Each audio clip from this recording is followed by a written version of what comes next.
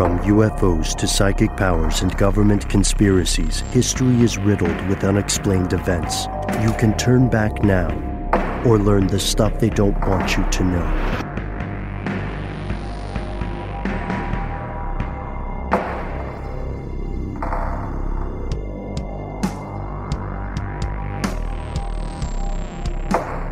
Hello, welcome back to the show. My name is Matt. Noel is on an adventure.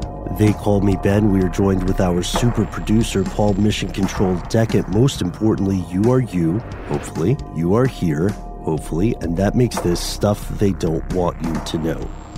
Today's episode dives into a bit of true crime, right? Yeah. As it's so popularly called nowadays.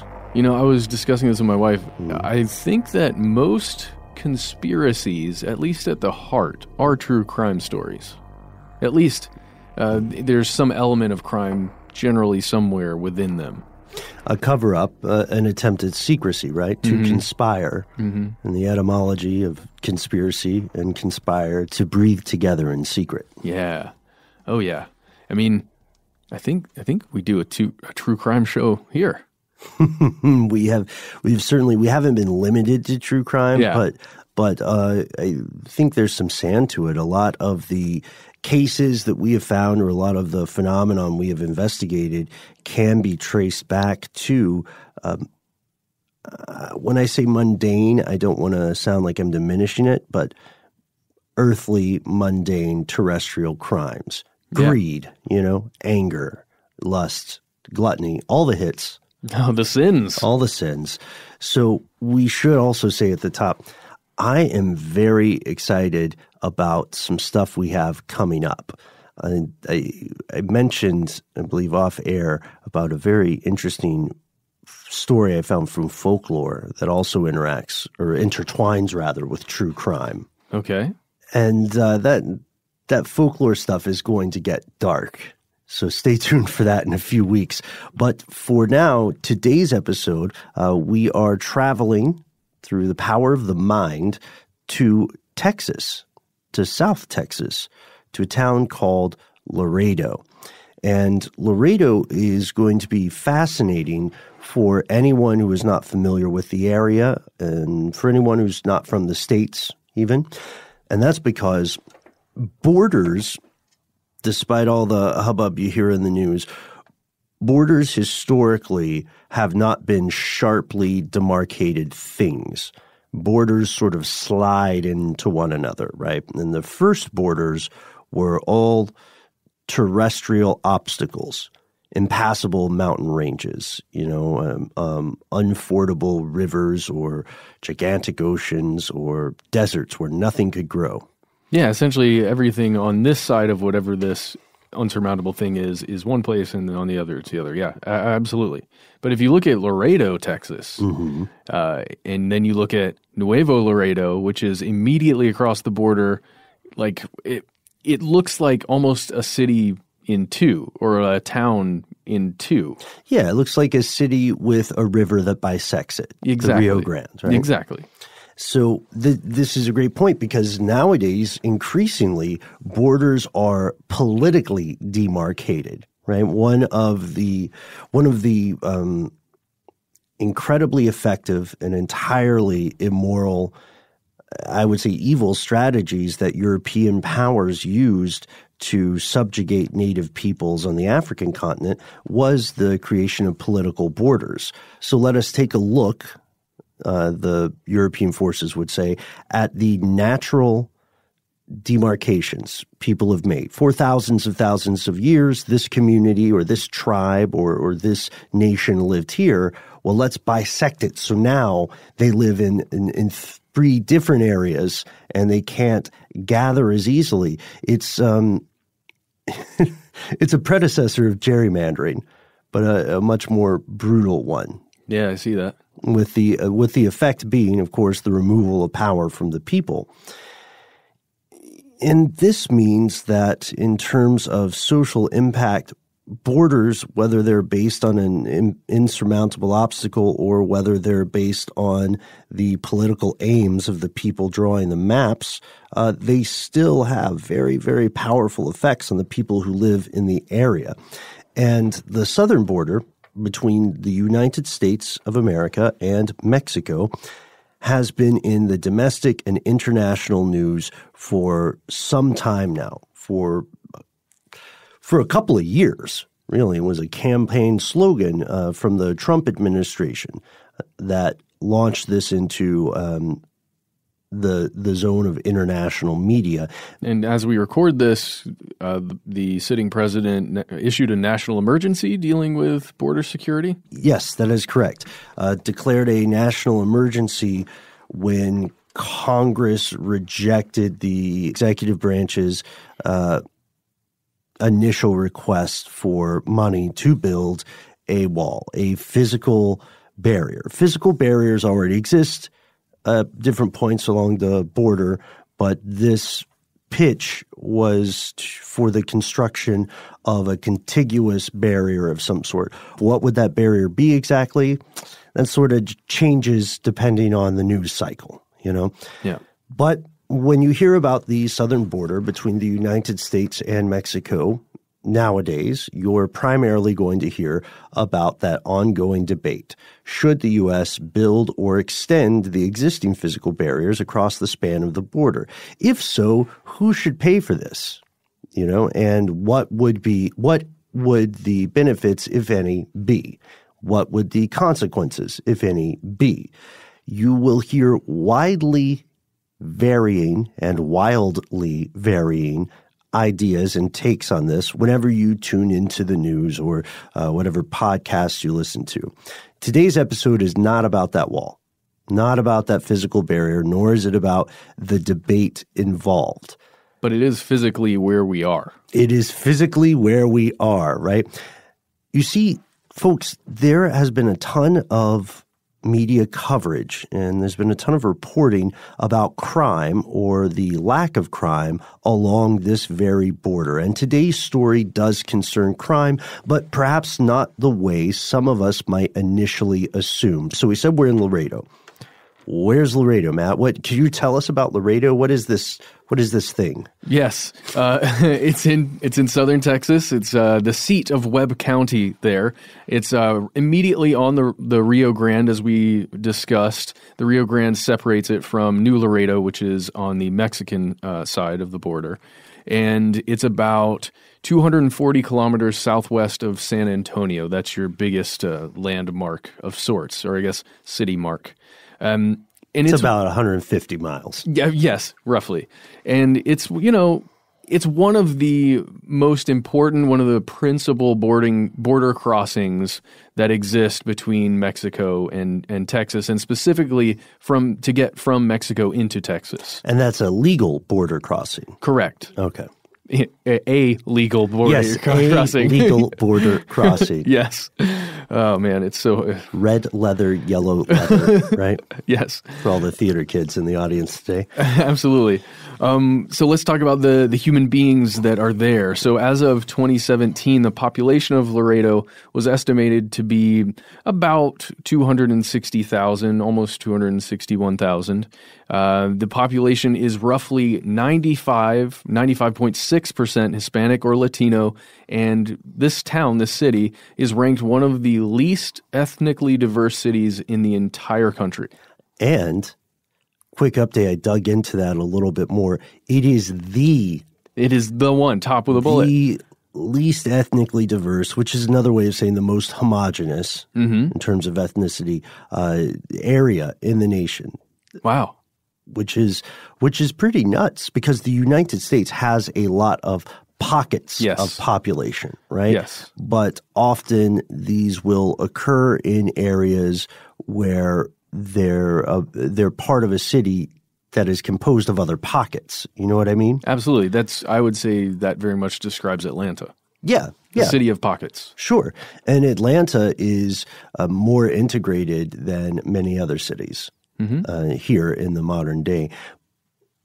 But Laredo does have a population of more than, as you said, 95% Hispanic or Latino identifying people. Mm-hmm.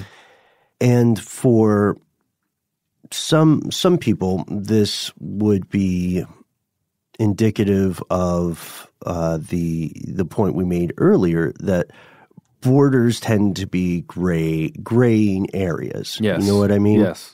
Like often people on either side of a border will speak the same language. Sure. And we'll have a lot of the same customs. You know what I mean? Especially if it's a political border. It's dividing an area that already existed without the line marked through it. You know what I mean? And especially if that border is between two countries like the United States and Mexico, that for centuries or at least decades, we've had trade deals where businesses along that border are also going across that border constantly and all the time. When you just think about the population that actually lives on one side or exists on one side for a large amount of their day, that area becomes even grayer. Yeah. And this is not solely a U.S.-Mexico phenomenon. You know, No, there not at are all. plenty of people who live in the U.S., work in Canada, vice versa. Think about the EU. That's one of the primo examples for sure, because of the way that the EU travel and residency laws work. It's completely normal and also the proximity of the countries. It's completely normal to wake up in one country where you live and then go work in another one. And man, I don't know. Maybe stop and see your boyfriend, your girlfriend, your significant other in a third country just on the way home. All the time. Paul has done that, I think. I mean, well, that's the mission control life. We don't want to compromise that, but we can envy it. Yeah, of course.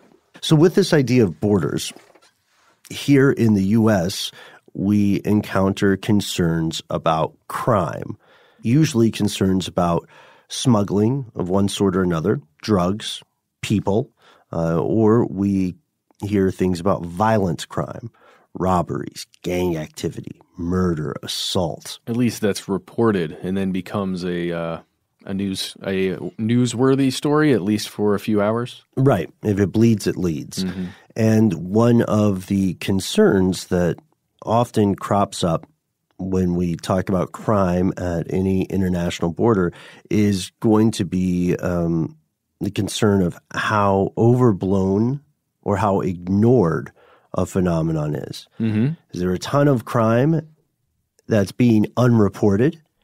Is there a dearth of crime or a lack of crime that's being overreported? You know, does one murder occur and then that murder leads the news for 4 months?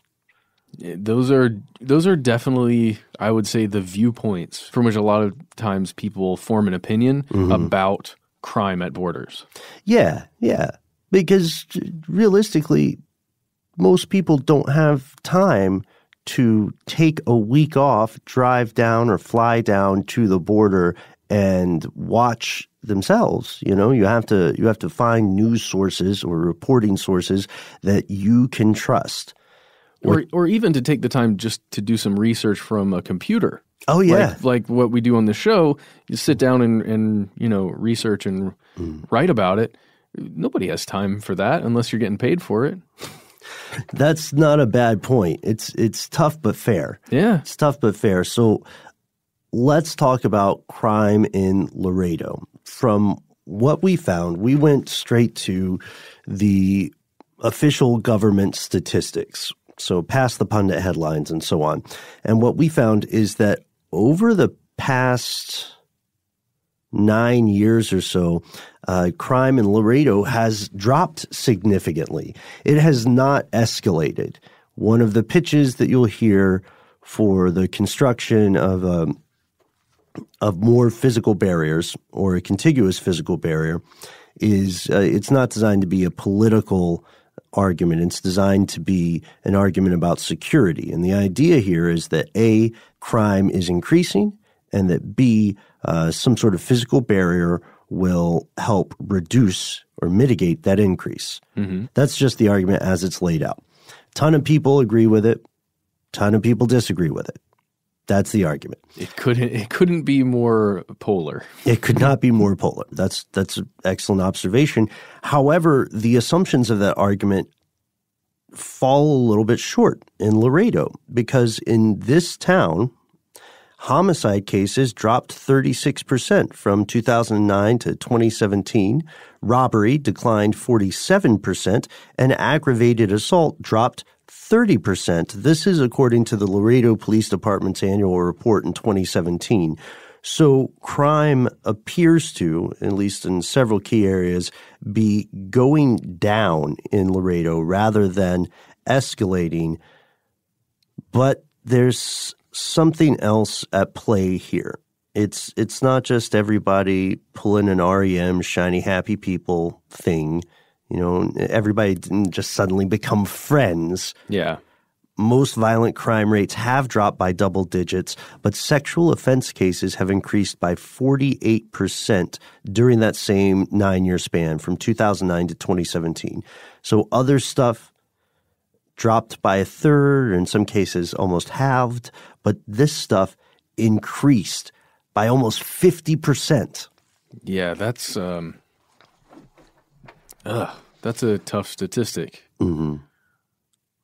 I certainly wonder why, and we're not here to analyze that. But it is it's a terrible reality.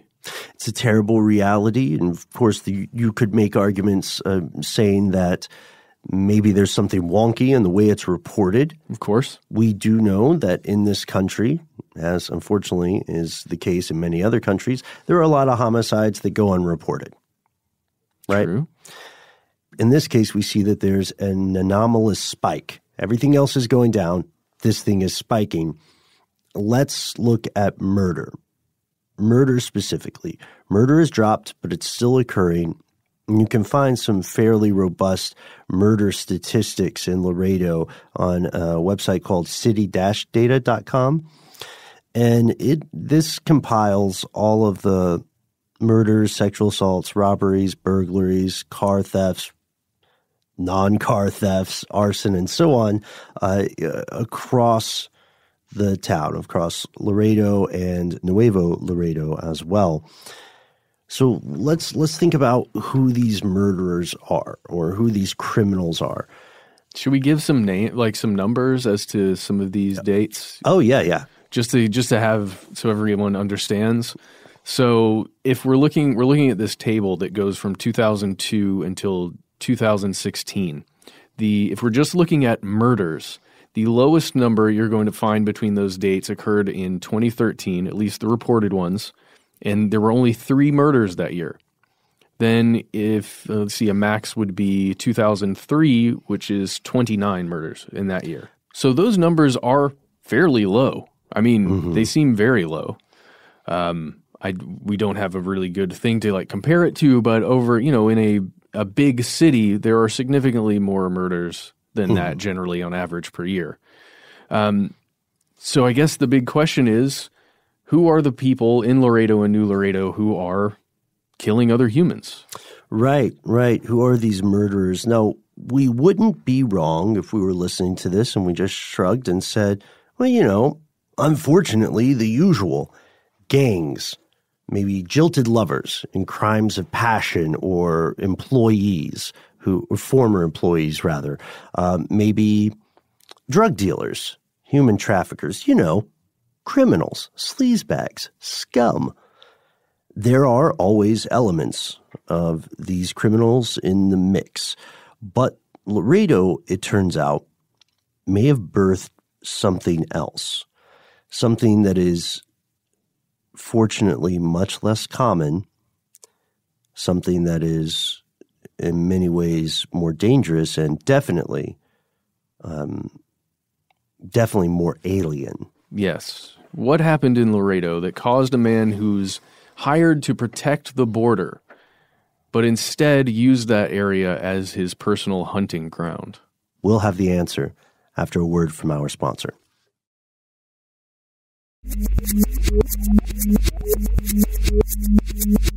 Here's where it gets crazy. Juan David Ortiz was a veteran of the U.S. Navy.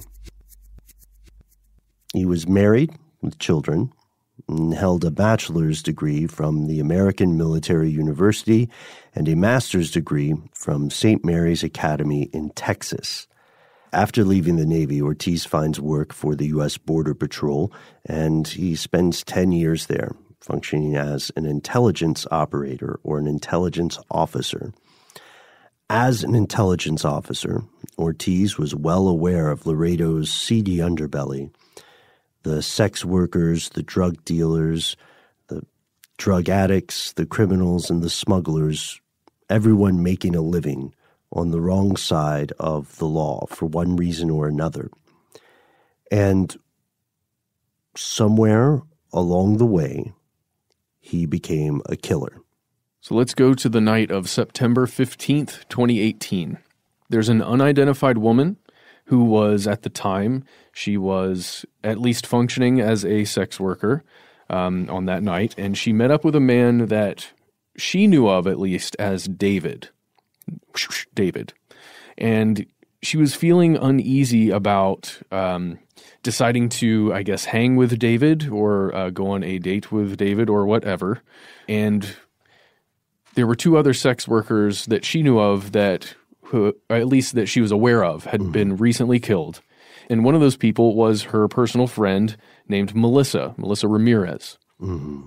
Now, this man named David, or at least that is called David, and this unidentified woman had already spent some time at the man's house, and this is, like, I guess, over time. They'd been there for a little while, and she began to get increasingly creeped out by this man, and she was becoming frightened by some of his actions he was taking, some of his words, and especially when she mentioned her friend Melissa, who had recently been killed.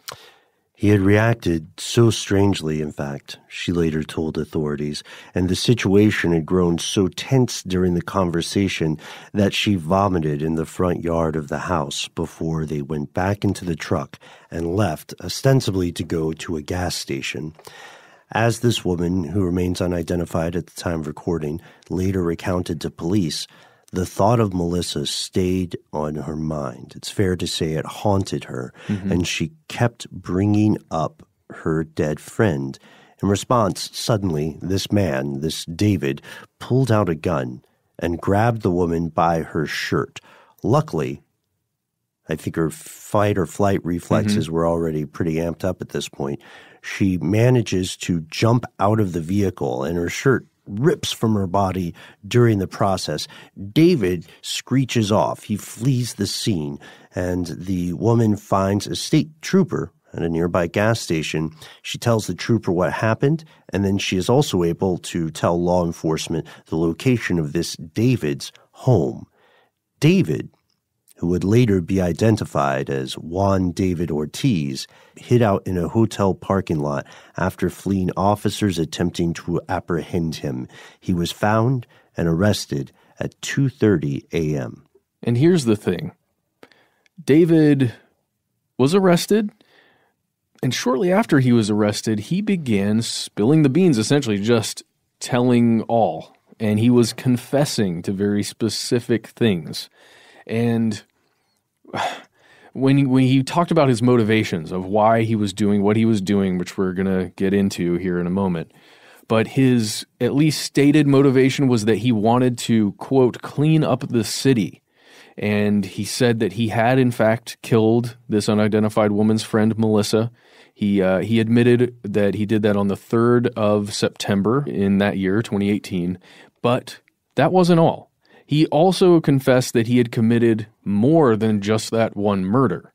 That's right. According to Webb County District Attorney Isidro Alanes, Ortiz saw himself somewhat as a vigilante. Sex workers, he said, were the scum of the earth, and he wanted to clean the streets. He believed he was doing a service for the city by committing these murders. He argued that law enforcement was not doing enough to curb the sex trade, as he saw it, which acquires a new complication when we consider that circumstantial evidence indicates Ortiz wasn't just socially familiar with several of these workers, several of these victims. He had been sexually involved. Yeah. With at least one. And he did confess to these. They were murdered in very similar ways. Furthermore, during his descriptions of the murders and during his arrest and during his confession, he was described as cool, emotionless, almost robotic. But let's go back to that in a moment. Okay. First, maybe we should talk about who these victims are. We mentioned Melissa Ramirez. Yes. So in total, Ortiz is suspected of killing 4 and 1 kidnapping. That would be the unidentified woman. Mm-hmm. Then it's important to talk about the time frame here when you're talking about a serial killer or a spree killer, or the differences that we've covered in several episodes over the course of the years here. But all of the murders that at least Juan David Ortiz is accused of or was accused of, they happened from September 3rd to September 15th of the same month. So not much of a cooling down period there between these killings, 4 killings in that time span. So let's go to the first victim that we've discussed a tiny bit, Melissa Ramirez. She was 29 years old when she died.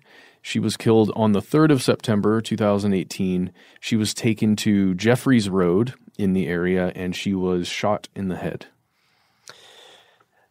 And then on the 13th of September, Claudine Ann Lira, 42 years old, was murdered. She was taken to US 83 and Spur Road 255 on September 13th, and she was shot. She did reach the hospital. She died shortly after she reached the hospital as a result of the gunshot wounds. Essentially, she was shot and left for dead. Yeah.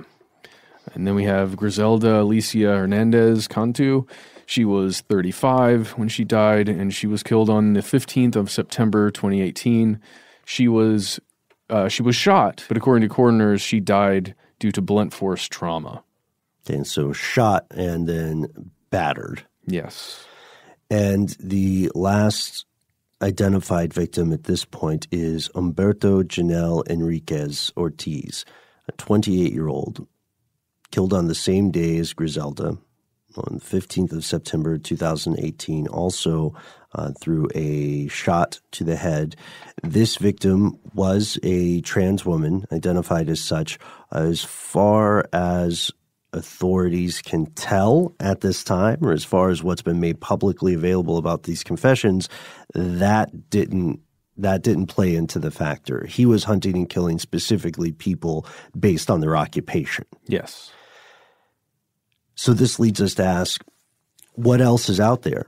It is not unreasonable to assume that Ortiz may have committed other murders, but it seems odd that he would not have confessed to these as well while admitting to the other 4. There's also a tricky thing that happens sometimes with serial murder confessions. We've seen this in a couple of other earlier serial killer cases, which is if law enforcement has a bunch of open or cold cases they want to resolve, I say they like they're monolithic. Yeah. Some departments have in the past offered a prisoner different perks, better food, better housing, etc., if they will also cop to these other unsolved cases. It's a way to clear the books. Yeah. It's incredibly unethical. And probably uncommon. And probably uncommon, thankfully so. It's happened before, so it's not crazy to assume that this could happen again, or even is happening now in a totally different, unrelated case. In the case of Ortiz, it seems that he did do it, quite possibly with his service weapon, and he confessed to every murder he did. And so this leads us to 2 things. The first thing is, was there a serial killer active on the U.S.-Mexico border? This has been one of those rumors that's cropped up in years past, In this case, yes. Yes, there was, operating for a very short amount of time as far as we know, just in September of 2018 before he was thankfully apprehended. But some of us will recall earlier episodes when we talked about the difference between a spree killer and a serial killer. Yes. Serial killers, as I think you pointed out earlier, Matt, usually have some sort of cooling down period, it's called.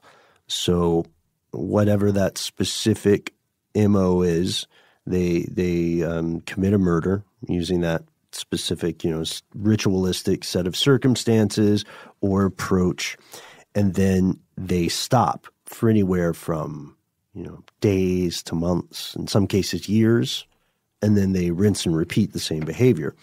This guy had a increasingly short interval of cooling down, right? Yeah. From the 3rd of September to the 13th, and then just 2 days to the 15th, and then twice on the 15th. So this was building. Oh yeah, you can definitely see that. And again, thank goodness he was caught when he was, because you can only imagine where that could have gone as it was ramping up like that. Mm-hmm. So the people working in law enforcement who apprehended and arrested him, again, all thanks to the quick thinking of this unidentified fifth person, they have literally saved lives. Oh, yeah. They've literally saved lives. So it would seem that although immense human tragedy and loss has occurred here, there is, if not a happy ending, something a little bit more satisfactory, right? We found the monster. The monster was stopped. Yeah, and again, I know legally we're required to say the alleged murderer because the guy's not gone to court yet. Yeah. He's not been convicted of a crime yet, but he did confess. Yeah. Still, it's hard to argue with a confession, but we know that there are such things as coerced confessions. That's true, too. That is a very real thing. But it would be a massive surprise if it turned out that he was not, in fact, the person who committed these murders. I would agree. However, there's not a satisfactory ending to this. No. This is one wrinkle, right? Yeah. In a continuing story. Yeah, Juan David Ortiz, is an extreme version of some of the violence and some of the patterns of behavior that have been noticed in border areas. Right. This is a chapter of a story, and it is not the first chapter. It is not the last. You see, Ortiz is not the only murderer who operated on the border. He wasn't even the only murderer who worked on the force. On the Border Patrol, yeah. And we'll get to that after a word from our sponsor.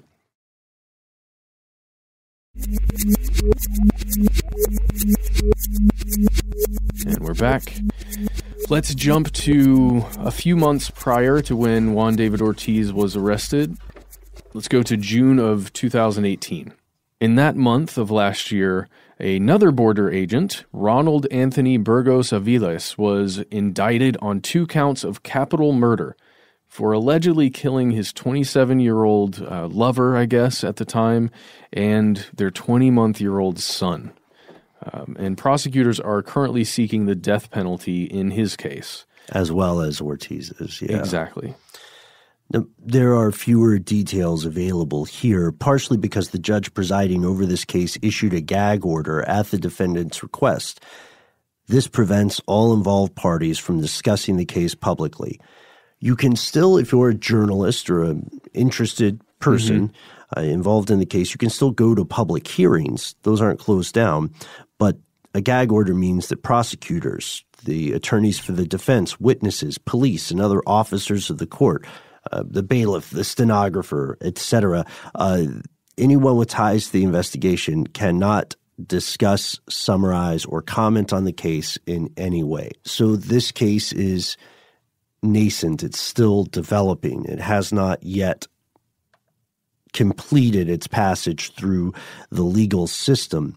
So that's one example, but you will see other people arguing that these two terrible and tragic examples are part of a bigger story.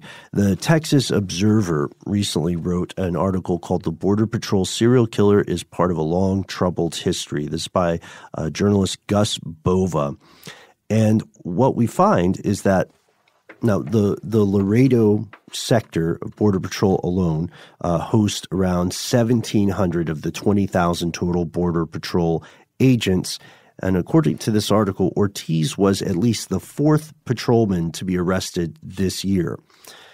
The other cases include Burgos Aviles, who we mentioned earlier, another officer who allegedly sexually assaulted a woman after threatening her with deportation, another agent who has not been identified nor arrested, shot and killed an unarmed 20-year-old Guatemalan woman in May.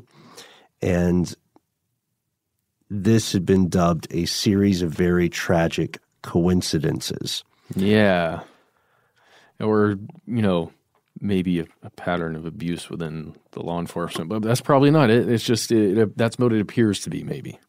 Right. And it goes back to the bad apple argument, because we're, of course, not people who work in law enforcement go outside every day and risk their lives. Yes. So we're not in any way casting aspersion on that. The question is more about accountability in these cases, and what's happening. From 2005 to 2012, U.S. Customs and Border Protection agents were arrested over 2,000 times for misconduct. Things like not all murder. Yeah. Still things that were against law, drunk driving, domestic violence. Things you'd lose your job for. And CPB, Customs and Border Protection, includes Border Patrol and Customs agents. So it's a larger pool, right?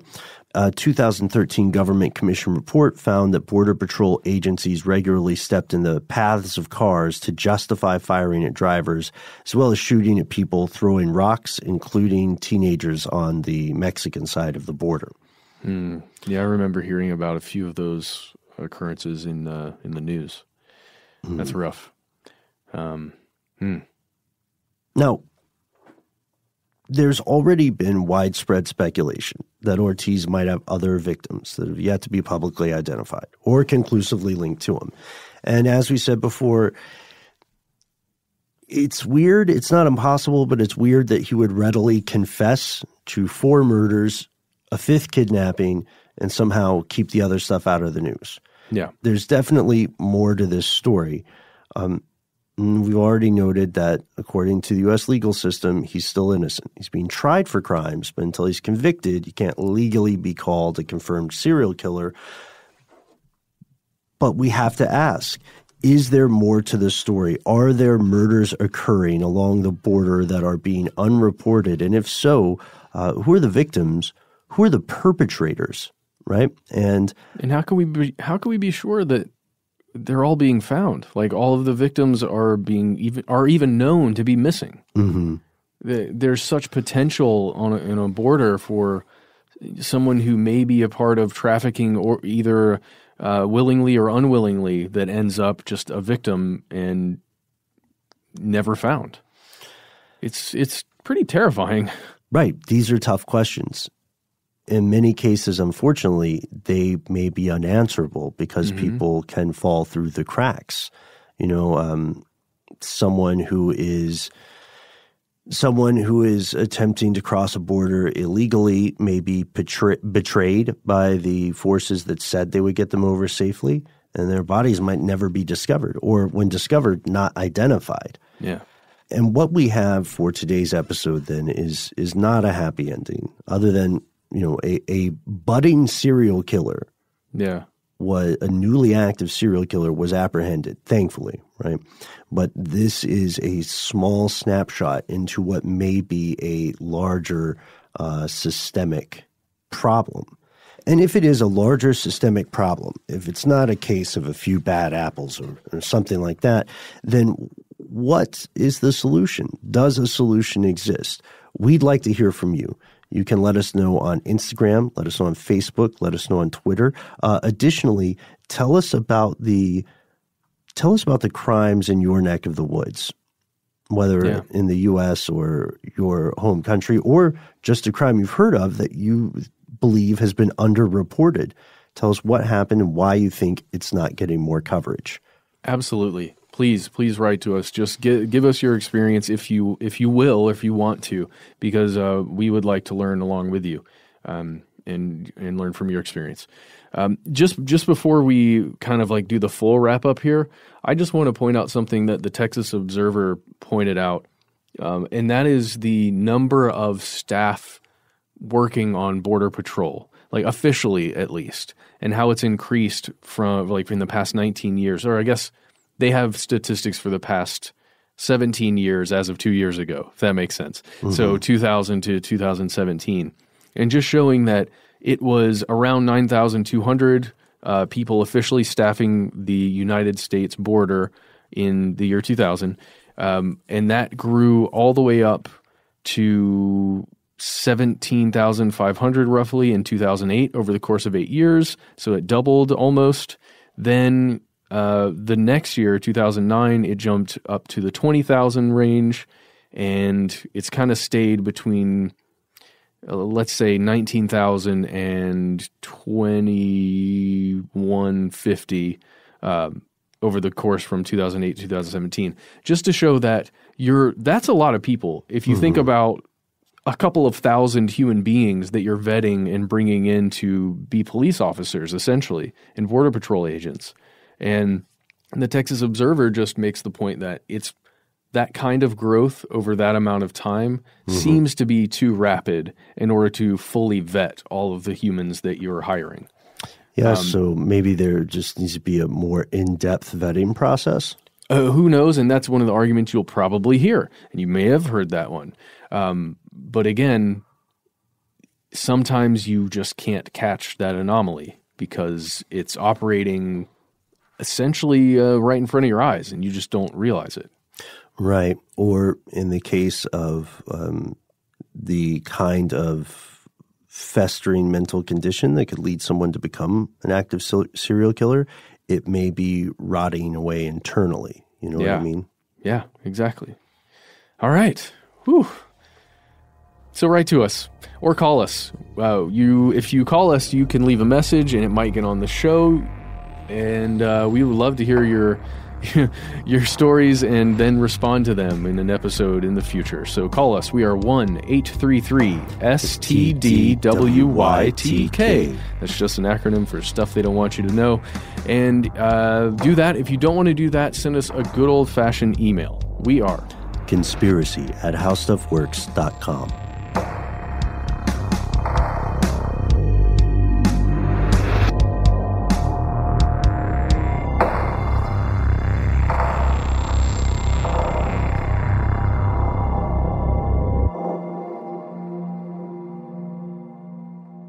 Stuff They Don't Want You to Know is a production of iHeartRadio. For more podcasts from iHeartRadio, visit the iHeartRadio app, Apple Podcasts, or wherever you listen to your favorite shows.